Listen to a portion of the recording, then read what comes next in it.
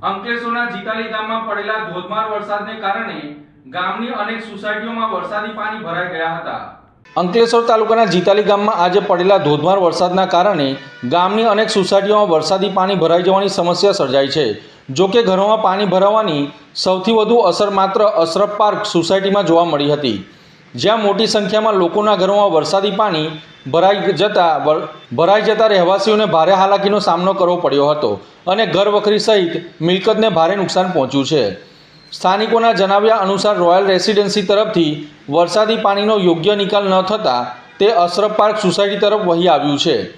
પરિણામે અશરફ પાર્ક સોસાયટીના અનેક મકાનોમાં મોટી માત્રામાં વરસાદી પાણી ભરાઈ ગયા હતા, જેથી રહેવાસી અને સ્થાનિકોને મુશ્કેલીઓ પડી રહી છે।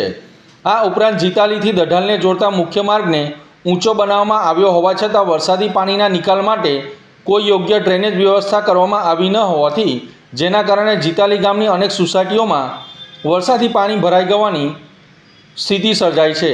સ્થાનિકોએ તંત્ર સમક્ષ વરસાદી પાણીના કાયમી નિકાલ માટે અસરકારક ડ્રેનેજ વ્યવસ્થા ઊભી કરવાની માંગ કરી છે, જેથી દર વર્ષે સર્જાતી પાણી ભરાવાની સમસ્યાનો કાયમી ઉકેલ આવી શકે।